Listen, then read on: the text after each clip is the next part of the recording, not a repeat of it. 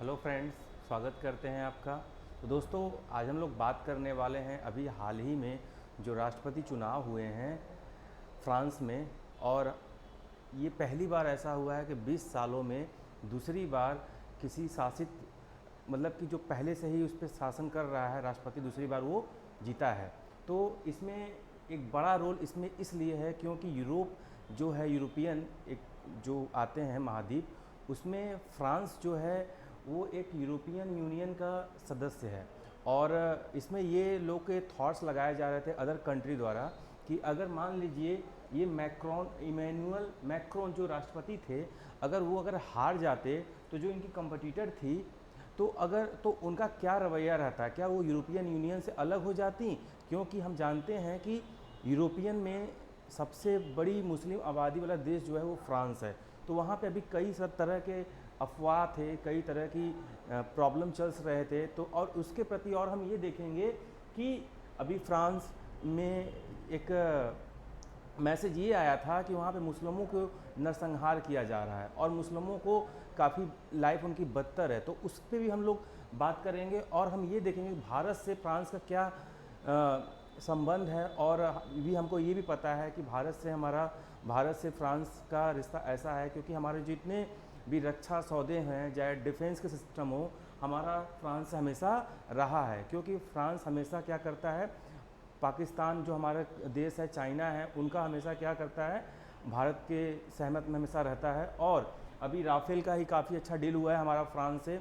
और उसके बाद और भारत के आगे क्या उनसे संबंध है, इसके बारे में हम लोग डिस्कस करेंगे। तो दोस्तों, हम देखते हैं कि अभी फ्रांस में इमैनुअल मैक्रोन की जीत हुई है, काफ़ी अच्छे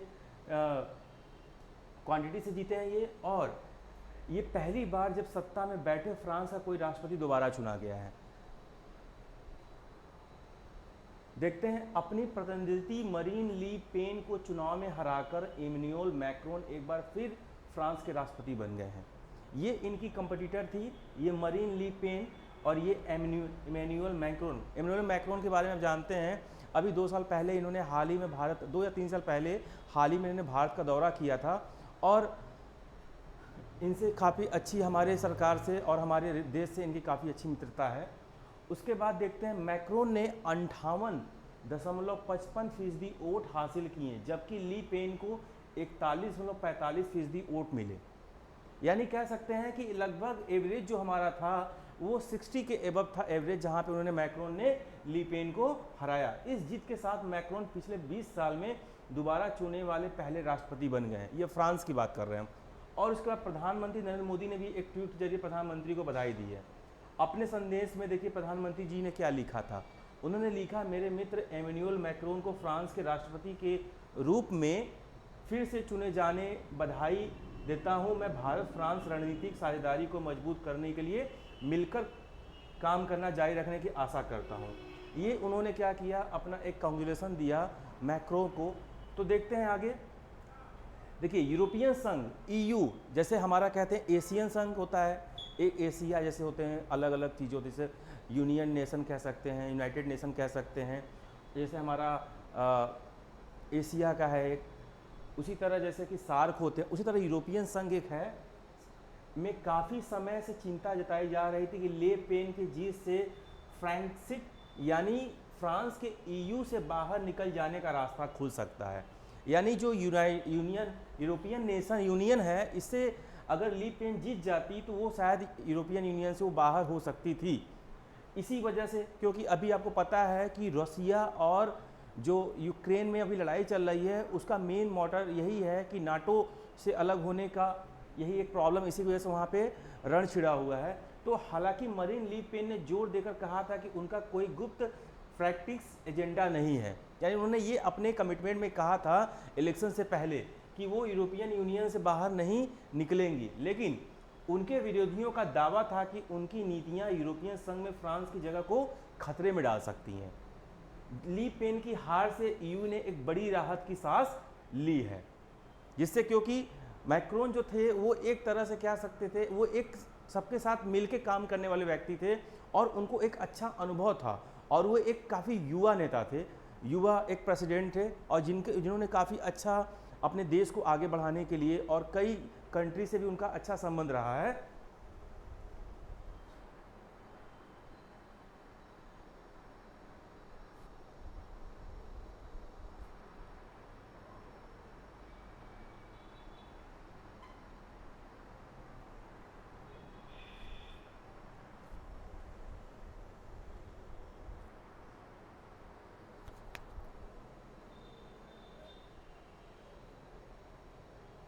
आगे देखते हैं एमेनुअल मैक्रोन। देखिए मैक्रोन के फिर जीतने के बाद फ्रांस के मुसलमानों का क्या भविष्य होगा, क्योंकि हमने आपको ऑलरेडी बता दिया कि फ्रांस यूरोपियन कंट्री में फ्रांस ही एक ऐसा देश है जहाँ पे मुस्लिम आबादी काफ़ी ज़्यादा है, और उनका क्या मतलब कि क्या उनका भविष्य होगा, क्योंकि एमेनुअल मैक्रोन के सरकार में ये लोगों की भावनाएं थीं कि मुसलमानों पे काफ़ी अत्याचार किए जा रहे हैं, उनको कई तरह से बदनाम किए जा रहे हैं।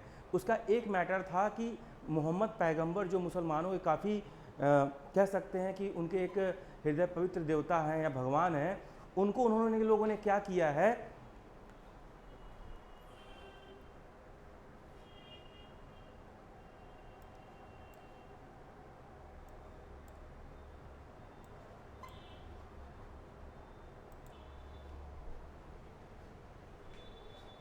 सॉरी क्षमा चाहेंगे थोड़ा टेक्निकल इश्यू की वजह से।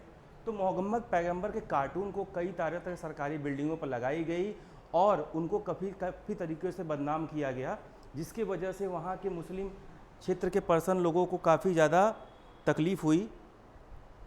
तो दोस्तों हम ये देखते हैं कि मुसलमानों का भविष्य क्या होगा मैक्रोन के जीतने के बाद। तो दोस्तों देखते हैं आगे। इमैनुअल मैक्रोन के राष्ट्रपति कार्यालय में साल 2020 में फ्रांस में पैगंबर मोहम्मद के आपत्तिजनक कार्टून को लेकर घटना हुई। उसके बाद फ्रांस में कथित इस्लामिक चरमपंथ के खिलाफ जो रवैया अपनाया गया उसकी विश्व स्तर पर बहुत से लोगों ने प्रशंसा की, तो वहीं इस्लामिक देशों ने इस पर गुस्सा जाहिर किया। इस्लामिक देश अक्सर देखा जाता है कि उनके में एक एकजुटता होती है और ये अच्छी बात है।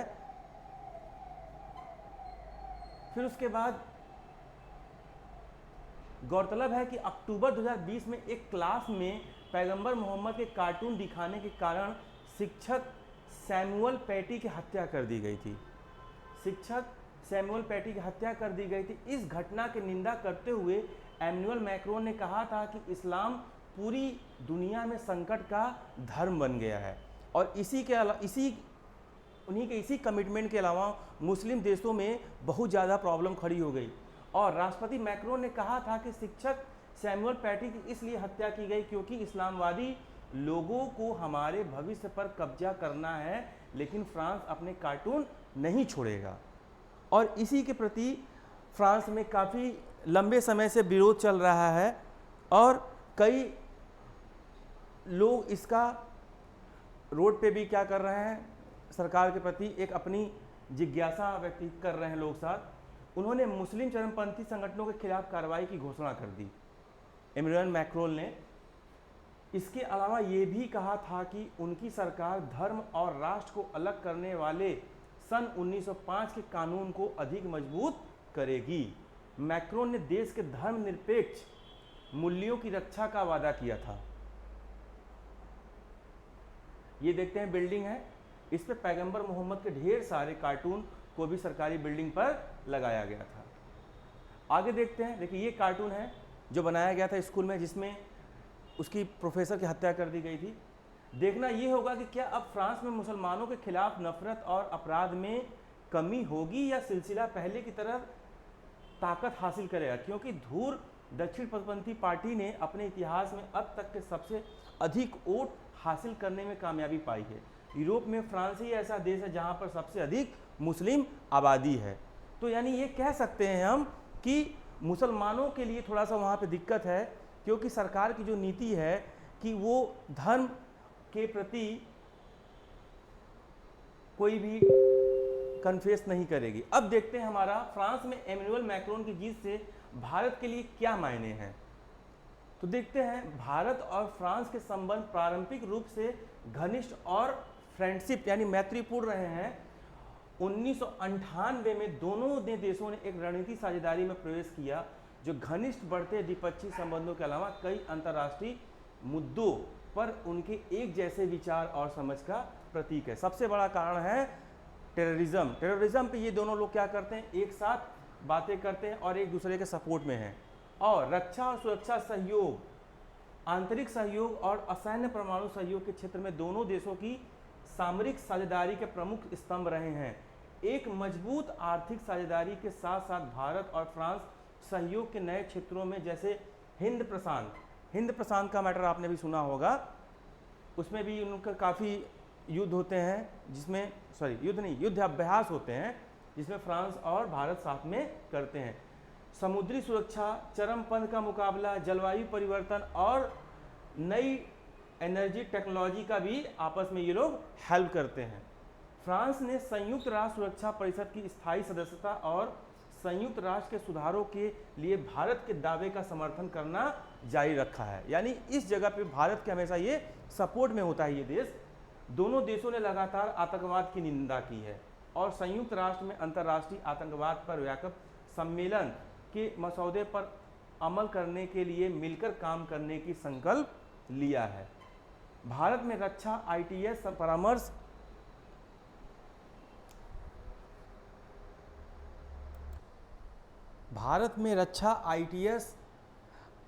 परामर्श, इंजीनियर सेवाओं और भारी उद्योगों जैसे विभिन्न क्षेत्रों में हजारों से अधिक फ्रांसीसी व्यवसाय हैं।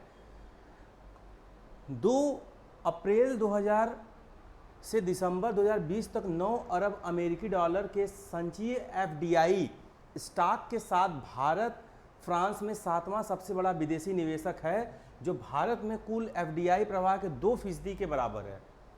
रक्षा क्षेत्र में भारत ने फ्रांस से 36 राफाल लड़ाकू विमान खरीदे हैं।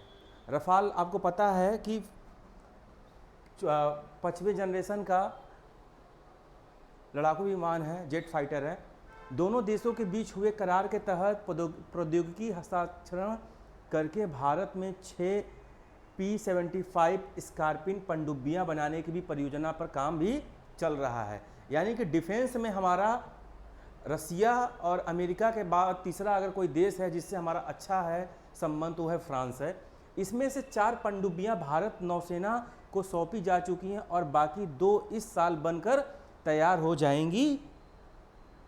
प्रोफेसर हैप्पीमन जैकब दिल्ली स्थित जवाहर नेहरू विश्वविद्यालय के स्कूल ऑफ इंटरनेशनल स्टडीज में कार्यरत हैं और भारत की विदेश नीति के जानकार भी हैं। BBC ने उनसे पूछा कि मैक्रो के दोबारा राष्ट्रपति चुने जाने के भारत के लिए क्या मायने हैं। उन्होंने बताया कि सबसे महत्वपूर्ण बात यह है कि पेरिस अन्य देशों की तुलना में भारत की रणनीतिक स्वायत्तता की नीति के प्रति अधिक संवेदनशील है।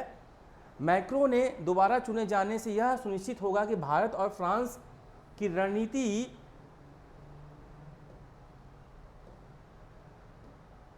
साझेदारी और मजबूत होगी। कंवल सिब्बल भारत के पूर्व विदेश सचिव और फ्रांस में भारत के राजदूत के रूप में भी काम कर चुके हैं। इन्होंने क्या कहा, प्रोफेसर हैम्पिन जैकब का कहना है चूंकि फ्रांस ने पाकिस्तान के साथ अपने रक्षा संबंध समाप्त कर दिए हैं, इसलिए इससे यह भी भारत और फ्रांस के संबंधों में उन मुद्दों पर मदद मिलती है जिनमें दोनों देशों के समान हित हैं, जैसे कि अफगानिस्तान के भविष्य को कैसे देखा जाए। अभी अफगानिस्तान में ही पता है हमको कि वहाँ पे दूसरे कंट्री ने उस पर क्या कर दिया है, धावा बोल दिया, उस पर अपना कब्जा जताया हुआ है तालिबान ने। सिब्बल के मुताबिक जहाँ जर्मनी जैसे देशों के चीन से गहरे आर्थिक संबंध हैं, वहीं फ्रांस की स्थिति वैसी नहीं है और यही वजह है कि फ्रांस का रुख भारत की हिंद प्रशांत नीति के संदर्भ में काफ़ी खुला हुआ है। वो कहते हैं फ्रांस रक्षा क्षेत्र में भारत का तेजी से बड़ा भागीदार बनता जा रहा है। फ्रांस का टेक्नोलॉजी के हस्ताक्षरण के मामले में रुख यूरोपीय देशों अमेरिका के मुकाबले बहुत ओपन माइंडेड है।